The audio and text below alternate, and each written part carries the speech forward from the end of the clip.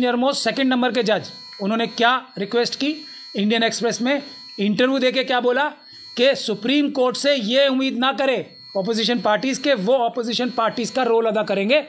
मतलब ये निकाला जा सकता है कि जनता और जो पॉलिटिकल पार्टीज़ हैं, अगर उनको देश की डेमोक्रेसी को खतरा महसूस होता है, इतने बड़े खतरे महसूस होते हैं, तो वो सुप्रीम कोर्ट के पास भाग के ना आ जाएं हर चीज़ के लिए। उनको चाहिए पीसफुल प्रोटेस्ट करें, उनको चाहिए आंदोलन करें। ये जस्टिस कॉल ने इंडियन एक्सप्रेस में इंटरव्यू देके बात कही है, जबकि वो खुद उस समय सिटिंग जज थे, सेकंड सीनियर मोस्ट, मतलब चीफ जस्टिस के फ़ौरन बाद वाली सीनियरिटी वाले जज साहब ने। ये अभी लेटेस्ट करने के लिए हमारे पास बहुत सारे लोग हैं, वो हम आप सब लोगों को ऐसे ही प्रेस कॉन्फ्रेंस बुलाकर वो सील कवर में हमें दे दें इलेक्शन कमीशन 50 मशीनें। हम देश के अलग अलग राज्यों में जाके हर मशीन को 50 में से 50 मशीनों को, जो उनकी सबसे सुरक्षित मशीन है, हैक करके आप लोगों को, जैसे ईमानदार पत्रकारों को बुला के आपके सामने हैक करके आपके सामने उसकी मैनिपुलेशन, उसकी फ्रॉड, उसका फर्जीवाड़ा आपके सामने डिमॉन्स्ट्रेट करेंगे। ऐसी हमें उम्मीद है कि इलेक्शन कमीशन हमें इत्मीनान से 50 ये इलेक्शन जो EVMs हैं, वोटिंग मशीन हमारे हवाले कर देगा। फिर हम हर एक राज्य की राजधानी में जाके उसका आप लोगों को बुला के सामने के सामने, सबके सामने, छुप के नहीं कोई काम होगा, उसको हैक करके भी दिखाएंगे और उसमें क्या क्या कमियां हैं वो भी डिमॉन्स्ट्रेट करेंगे। ये एक जायज़ मांग है। मुझे लगता है इलेक्शन कमीशन को ये बात मान लेनी चाहिए, और अगर इससे वो पीछे हटता है तो इस बात में किसी को कोई शक और शुबे की गुंजाइश ही नहीं रह जानी चाहिए कि EVM एक धोखा है डेमोक्रेसी के लिए, भारत के संविधान के लिए। भारत देश को सबसे बड़ा खतरा अगर कोई है तो EVM है। हम ये में है, वरना इलेक्शन कमीशन ऐसी बात क्यों कहते। उसके अलावा अभी एक जज साहब रिटायर हुए हैं हमारे अभी, और जब वो सिटिंग जज थे, रिटायर होने की उनकी तारीख नहीं पहुंची थी, उससे 2 दिन पहले संजय किशन कौल साहब ने प्रेस कॉन्फ्रेंस करके ये बोला था, इंडियन एक्सप्रेस को एक इंटरव्यू में ये बोला था कि देश की अपोजिशन पार्टीज़ सुप्रीम कोर्ट से ये उम्मीद ना करें कि वो अपोजिशन का रोल निभाएंगी। क्या हिंट किया, मैं तो इसका एक ही, भानु जी हमारे साथ बैठे हैं, वो इसका और परिभाषित करना चाहें तो कर सकते हैं। DC कपिल साहब बैठे हैं, वो परिभाषित करना चाहें तो कर सकते हैं। जस्टिस कौल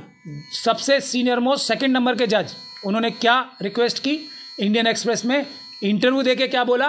कि सुप्रीम कोर्ट से ये उम्मीद ना करे ऑपोजिशन पार्टीज़ के वो ऑपोजिशन पार्टीज़ का रोल अदा करेंगे। मतलब ये निकाला जा सकता है कि जनता और जो पॉलिटिकल पार्टीज़ हैं, अगर उनको देश की डेमोक्रेसी को खतरा महसूस होता है, इतने बड़े खतरे महसूस होते हैं, तो वो सुप्रीम कोर्ट के पास भाग के ना आ जाएं हर चीज़ के लिए। उनको चाहिए पीसफुल प्रोटेस्ट करें, उनको चाहिए आंदोलन करें। ये जस्टिस कौल ने इंडियन एक्सप्रेस में इंटरव्यू देके बात कही है, जबकि वो खुद उस समय सिटिंग जज थे, सेकंड सीनियर मोस्ट, मतलब चीफ जस्टिस के फ़ौरन बाद वाली सीनियरिटी वाले जज साहब ने। ये अभी लेटेस्ट कहा है, इससे पहले भी बहुत सारे चीफ जस्टिस इसको कह चुके हैं। जो एक हमारे रिटायर्ड फौज के अध्यक्ष थे नवराने साहब, उन्होंने अभी एक इंटरव्यू में कहा है कि फौज को इस बारे में पता ही नहीं था कि अग्निपथ नाम की स्कीम एक शुरू कर रही है गवर्नमेंट। ये स्थिति है हमारे देश की। उनका इंटरव्यू भी आप सब लोगों ने देखा हो। तो ये बात, जब ऐसा माहौल हो गया है, पूरे देश से मिशन सेव कॉन्स्टिट्यूशन को ऐसी रिक्वेस्ट आ रही थी, बहुत सारे लोग रिक्वेस्ट भी कर रहे थे, और हम लोग भानु जी के साथ तो रेगुलर टच में रहते ही हैं। हम एक रिटायर्ड IAS ऑफिसर्स का, जजेस का, आर्मी ऑफिसर्स का, आर्म फोर्सेस के रिटायर्ड ऑफिसर्स का एक बहुत बड़ा संस्थान है, जिन्होंने एक कमेटी बनाई है, citizens commission on election, CCE, जैसे CEC है ना सेंट्रल इलेक्शन कमीशन, वैसे CCE है सिटीजन्स कमीशन ऑन इलेक्शन। उन्होंने भी बहुत सारी चिट्ठियां इलेक्शन कमीशन को EVM के बारे में लिखी हैं, और ये कहा है इससे इलेक्शन में फ्रॉड, धोखा धड़ी होगी ही। और RSS और BJP की सरकार है, तो हम सब लोग जान सकते हैं कि सबसे ज़्यादा धोखाधड़ी होगी, और इलेक्शन जो है वो किसी भी हालत में फ्री एंड फेयर नहीं होगा। इलेक्शन एक फॉर्मेलिटी मात्र है, इलेक्शन सिर्फ RSS और BJP ही जीतेगी। तो इस विषय में हमारे पास चारों तरफ से जो रिक्वेस्ट आ रही थी, इस कमेटी की भी रिक्वेस्ट आई, दूसरे लोगों की भी रिक्वेस्ट आई, तो मिशन सेव कॉन्स्टिट्यूशन ने भानु जी के साथ मिलके प्रोग्राम निश्चित किया है कि हम 5 तारीख को 5 तारीख को, और मैं आपके सामने आपका जो प्रेस इनविटेशन है वो भी रख देना चाहता हूँ, जो मैंने आपको प्रेस इनविटेशन में लिखा है। तो हम सब लोगों ने सलाह करके ये तय किया है कि हम 5 तारीख को, अगले फ्राइडे जो आने वाला है फ्राइडे, पटियाला हाउस गेट से चलकर 4 बजे, 5 तारीख को 4 बजे पटियाला हाउस गेट नंबर 4 से पैदल चल के, एक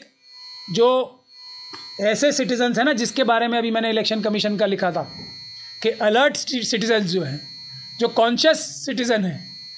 जो चिंतित सिटीजन्स हैं इलेक्शन की न्यूट्रलिटी के बारे में, जिसमें वकील सबसे ज़्यादा संख्या में होंगे, पटियाला हाउस गेट नंबर 4 से पैदल चल के इलेक्शन कमीशन के ऑफिस जाएंगे। हम इलेक्शन कमीशन से रिक्वेस्ट भी लेटर भेज रहे हैं उन्हें कि वो इस डेलीगेशन को जो कि पैदल चल के आएगा, उन्हीं की आह्वान पे, जो आह्वान उन्होंने 2017 से कर रखा है कि सभी सिटीजन्स जो है वो चौकन्ने रहें और अगर कोई धांधली गड़बड़ी नज़र आए तो उसके बारे में एक्शन लें, हमारे संज्ञान में लाएं। तो इलेक्शन कमीशन के संज्ञान में ईवीएम की धोखाधड़ी, फ्रॉड, जिसको वो अपने ही, जो 2017 में एक और भी प्रेस रिलीज इलेक्शन कमीशन ने जारी की थी जिसमें ये बताया गया था कि इसको हम अपडेट कर रहे हैं, M3 वाला अब ला रहे हैं, ये M3 जो 2017 से आया हुआ है उसको भी अपग्रेड करने की, उसको जो ख़राब हो गए उनको बदलने की, ये इलेक्शन कमीशन के वर्ड्स हैं, मेरे नहीं हैं, कि ये ख़राब हो सकता है, इसको इम्प्रूव किया जाना चाहिए, इसमें एडिशंस की जानी चाहिए, इसमें इसको चेंज करने की भी आवश्यकता होती है, ऐसा वो खुद कह रहे हैं। तो इसका मतलब ये हुआ कि इलेक्शन वोटिंग मशीन में इलेक्शन कमीशन इस मजबूरी की हालत में जो हमें सबको नज़र आ रही है, सुप्रीम कोर्ट भी इस वक्त प्रेशर में है, इलेक्शन कमीशन भी प्रेशर में है, तो इस मजबूरी की हालत में भी इलेक्शन कमीशन क्या हिंट कर रहा है पब्लिक को कि ये पूरी तरीके से सुरक्षित नहीं है, इसको बदला जाना, इम्प्रूव करना, इसको और सुरक्षित बनाना हम लोग कर रहे हैं। 2017 के बाद से ये काम भी करने के लिए पब्लिक डोमेन में इलेक्शन कमीशन बोल रहा है। मतलब ये कि सुरक्षित मशीनें नहीं हैं, जनता जागे, तो वो जागी हुई जनता के कुछ नुमाइंदे, बहुत मुट्ठी भर नुमाइंदे, हम इलेक्शन कमीशन के पास पैदल चल के जाएंगे और उनसे गुजारिश करेंगे, लेटर हम लिख रहे हैं उन्हें, कि वो बाहर आके कुछ मशीनें हमारे हवाले कर दें, जैसा वो ऑफ़र करते भी रहे हैं कि ये है कि नहीं हो सकती। इलेक्शन कमीशन ने ये भी, और ये भी मुझे लगता है एक हिंट है उनका, तो हम उनसे निवेदन ये करेंगे कि एक हमें 50 के करीब मशीनें हमें दे दें। हम ऐसा नहीं करेंगे कि हम छुपा के, उसको हैक करने के लिए हमारे पास बहुत सारे लोग हैं, वो हम आप सब लोगों को ऐसे ही प्रेस कॉन्फ्रेंस बुलाकर वो सील कवर में हमें दे दें इलेक्शन कमीशन 50 मशीनें। हम देश के अलग अलग राज्यों में जाके हर मशीन को, 50 में से 50 मशीनों को, जो उनकी सबसे सुरक्षित मशीनें हैं, हैक करके आप लोगों को, जैसे ईमानदार पत्रकारों को बुला के आपके सामने हैक करके आपके सामने उसकी मैनिपुलेशन, उसकी फ्रॉड, उसका फर्जीवाड़ा आपके सामने डिमॉन्स्ट्रेट करेंगे। ऐसी हमें उम्मीद है कि इलेक्शन कमीशन हमें इत्मीनान से 50 ये इलेक्शन जो EVMs हैं, वोटिंग मशीन हमारे हवाले कर देगा। फिर हम हर एक राज्य की राजधानी में जाके उसका आप लोगों को बुला के सामने के सामने, सबके सामने, छुप के नहीं कोई काम होगा, उसको हैक करके भी दिखाएंगे और उसमें क्या क्या कमियां हैं वो भी डिमॉन्स्ट्रेट करेंगे। ये एक जायज़ मांग है, मुझे लगता है इलेक्शन कमीशन को ये बात मान लेनी चाहिए, और अगर इससे वो पीछे हटता है तो इस बात में किसी को कोई शक और शुबे की गुंजाइश ही नहीं रह जानी चाहिए कि EVM एक धोखा है डेमोक्रेसी के लिए, भारत के संविधान के लिए। भारत देश को सबसे बड़ा खतरा अगर कोई है तो EVM है। हम ये डेलीगेशन लेके जाएंगे और पैदल जाएंगे और इलेक्शन कमीशन से ये गुहार करेंगे कि हमें 50 वोटिंग मशीन्स दे दे, ताकि हम पूरे दुनिया को दिखा सके कि इंग्लैंड, अमेरिका, यूरोप, सारी कंट्रीज़ गलत नहीं है, बांग्लादेश गलत नहीं है कि वो EVM से चुनाव नहीं कराते। EVM से चुनाव कराना एक फ्रॉड, फर्जीवाड़ा है। हम ये